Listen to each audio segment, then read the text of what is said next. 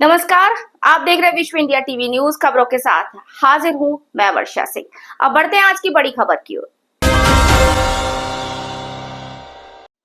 मैं लौट कर आऊंगा, सबका विनाश करूंगा, कहकर युवक ने तमंचे से उड़ाई जान।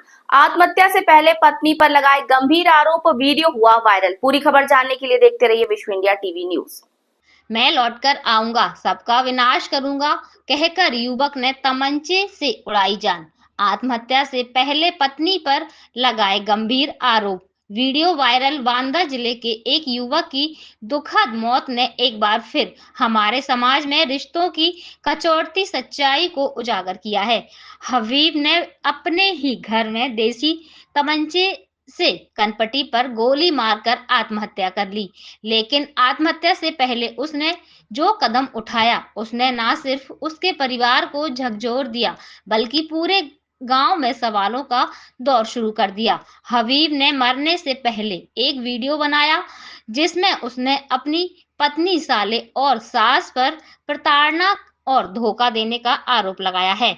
सीओ नरैनी अबुंजा त्रिवेदी ने कहा, हबीब द्वारा लगाए गए आरोपों के बाद मामले की जांच में सभी पहलुओं पर गौर किया जा रहा है। जिस तरह से उसने अपनी मौत से पहले वीडियो में आरोप लगाए हैं, हमें इसे गंभीरता से देखना होगा। हम यह सुनिश्चित करेंगे कि जो भी तथ्य सामने आए, उसके आधार पर कानूनी कार्रवाई की जाएगी। आज दिनांक 2/5/2025 को थाना गिरवा ग्राम रीगा से एक सूचना प्राप्त हुई, जिसमें एक व्यक्ति हबीब पुत्र सुब्राते द्वारा अपने को गोली मारकर आत्महत्या कर ली गई है। अवैध तमंचे से सर फायर किया गया है। प्रथम दृष्टया जो विवाद है वो पति पत्नी का विवाद समझ में आ रहा है। एफएसएल मौके पर मौजूद है। वैज्ञानिक तरीकों से शासनकरण किया जा रहा है। अग्रिम विधिक कार्रवाई की जाएगी। जातिगत जनगणना पर कांग्रेस का धन्यवाद जुलूस। अमेठी में गांधी, अंबेडकर और राजीव गांधी की प्रतिमाओं पर माल्यार्पण किया। जातिगत जनगणना पर कांग्रेस का धन्यवाद जुलूस। अमेठी में गांधी, अंबेडकर और राजीव गांधी की प्रतिमाओं पर माल्यार्पण। अमेठी में कांग्रेस कार्यकर्ताओं ने जातिगत जनगणना की केंद्र सरकार द्वारा स्वीकृति पर धन्यवाद जुलूस निकाला।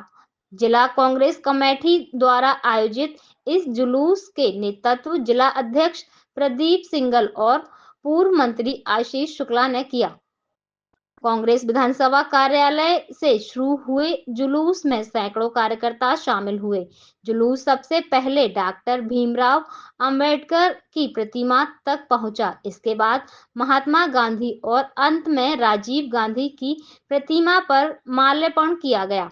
पूर्व मंत्री आशीष शुक्ला ने कहा कि राहुल गांधी ने पिछड़े, दलित और वंचित वर्गों की आवाज उठाई है। उन्होंने जाति आधारित जनगणना को सामाजिक न्याय की दिशा में एक महत्वपूर्ण कदम बताया।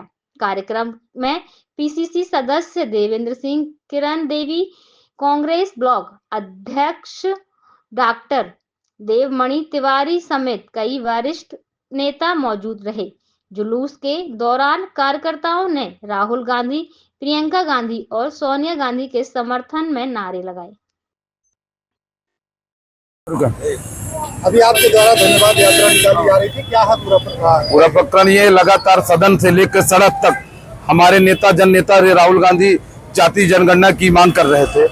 हर मुद्दे पर राहुल गांधी ने संघर्ष किया, चाहे एमपी हो, चाहे उत्तर प्रदेश हो, चाहे भारत के किसी कोने पे हो। जाति जनगणना के कराने के हेतु में राहुल गांधी जी ने सदन से लेकर पूरे भारत में आवाज उठाया था। आज वो पहल हुआ और राहुल गांधी जी की जीत हुई। चाहे विपक्ष ने आवाज उठाया, मजबूती से उठाया। बिहार में, हालांकि बिहार में चुनाव है, चुनाव का फायदा लेने के लिए मोदी जी ने डिसीजन लिया। हम सब इसके पूरे समर्थन में हैं, पूरे सहयोग में है। जाति जनगणना जरूर होना चाहिए, बिल्कुल होना चाहिए।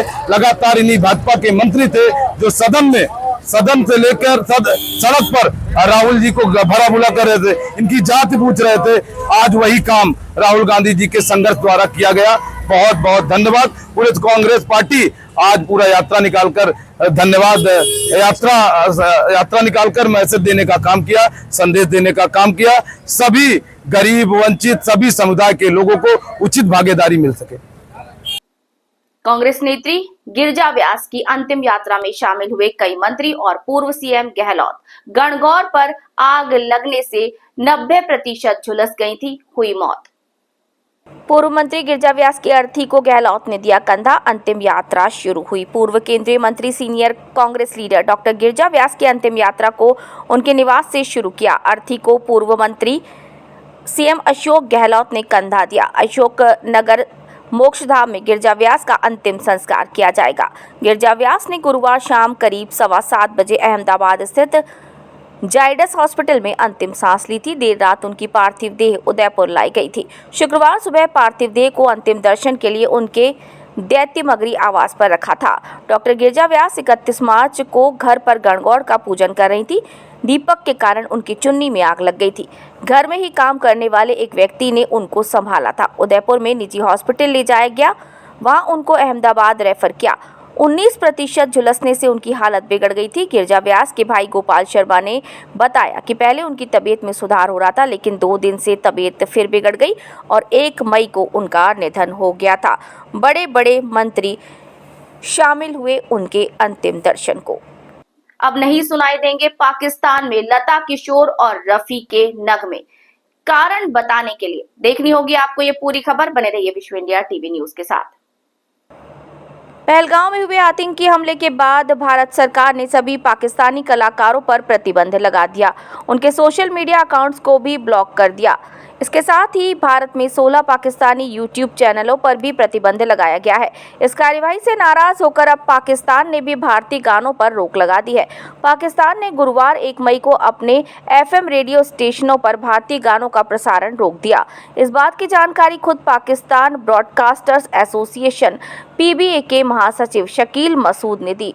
उन्होंने कहा, PBA ने देश भर में पाकिस्तानी FM रेडियो स्टेशन पर भारतीय गानों के प्रसारण को तत्काल प्रभाव से बंद कर दिया है। पाकिस्तान के सूचना मंत्री अताउल्लाह तरार ने पाकिस्तान ब्रॉडकास्टर्स एसोसिएशन PBA के फैसले की सराहना की। PBA के लिखे एक पत्र में उन्होंने कहा कि PBA का ये देशभक्ति से प्रेरित कदम बेहद सराहनीय है और ये पूरे देश की सामूहिक भावना को दर्शाता है। उन्होंने ये भी कहा कि पाकिस्तान के FM स्टेशनों पर भारतीय गानों पर प्रतिबंध लगाना इस बात का प्रतीक है कि ऐसे कठिन समय में हम सभी राष्ट्रीय एकता को मजबूत करने और अपने मूल्यों की रक्षा के लिए एकजुट हैं।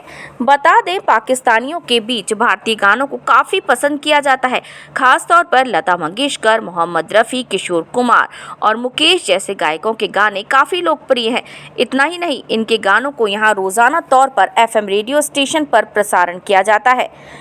भारत में स्ट्रिक्ट होने वाले पाकिस्तानी सेलेब्स में मईरा खान, हानिया आमिर, अली जफ़र, माया अली, अयाज खान, सजल अली, इकरा अजीज, सनम रशीद के नाम शामिल हैं। बता दें कि माहिरा खान, अली जफ़र, सजल अली बॉलीवुड में काम कर चुके हैं। सजल अली ने श्रीदेवी की फिल्म मॉम में उनकी बेटी का रोल प्ले किया था।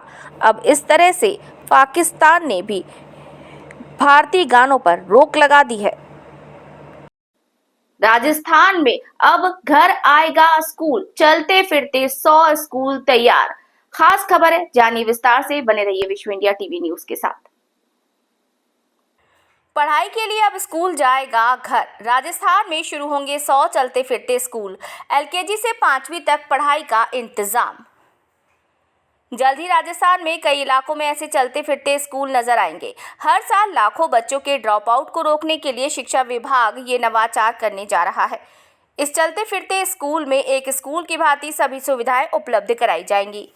LCD कंप्यूटर के माध्यम से पढ़ाया जाएगा। पहले फेज में हर जिले में 2 चलते फिरते स्कूल होंगे। पूरे राज्य में प्रथम फेज में करीब 100 चलते फिरते स्कूल तैयार करवाने का प्रस्ताव तैयार किया गया। इन स्कूलों में LKG, UKG से लेकर 5वीं क्लास तक संचालित इन्हें किया जाएगा। एक चलते फिरते स्कूल में छात्रों की संख्या 15 से 24 तक तय की गई है। संख्या बढ़ने पर स्थानीय स्तर पर स्थायी स्कूल का भी प्रस्ताव किया जा सकेगा। राजस्थान के शिक्षा विभाग के सचिव कृष्ण कुणाल ने बताया कि सबसे पहले उन इलाकों में इन स्कूलों की शुरुआत होगी जहां घुमंतु जातियों का बाहुल्य है। साथ ही इस योजना के माध्यम से उन परिवारों को खासी मदद मिलेगी जो रोजगार के लिए मौसम की परिस्थिति के अनुसार एक स्थान से दूसरे स्थान पर जाने को मजबूर है और अपने बच्चों को शिक्षा नहीं दिला पाते। इसके अलावा जहां पर स्थायी स्कूल नहीं है मगर बच्चे अधिक हैं, जिला शिक्षा अधिकारी की अनुशंसा पर उन इलाकों में भी इस चलते फिरते स्कूल को भेजा जाएगा। इस चलते फिरते स्कूल में सरकार की ओर से स्थायी स्कूल की तरह सभी सुविधाएं और शिक्षा प्रणाली से जुड़े संसाधनों के अलावा खेल उपकरण भी दिए जाएंगे, ताकि शिक्षा के साथ साथ बच्चों का शारीरिक और मानसिक विकास भी हो सके। कोशिश की जाएगी कि स्कूल को गांव ढाड़ी के खुले इलाकों में संचालित किया जाए, जहां खेल मैदान भी उपलब्ध हों। शिक्षा विभाग के आंकड़ों पर नजर दौड़ाएं तो हर साल राजस्थान में ड्रॉप आउट स्टूडेंट्स की संख्या 1 लाख या इससे ज़्यादा होती है। ड्रॉप आउट के इस आंकड़े को कम करने के लिए शिक्षा विभाग प्रवेशोत्सव सहित कई कार्यक्रम चलाता है। बहुत से स्टूडेंट्स ऐसे होते हैं जिनके माता पिता आजीविका के लिए एक स्थान से दूसरे स्थान पर चले जाते हैं। ऐसे में मजबूरी में उन बच्चों को ड्रॉप आउट करना पड़ता है। विभाग का मानना है कि ऐसे परिवार के बच्चों को चलते फिरते स्कूल से बेहतर शिक्षा तो मिलेगी, साथ ही शारीरिक विकास भी हो पाएगा।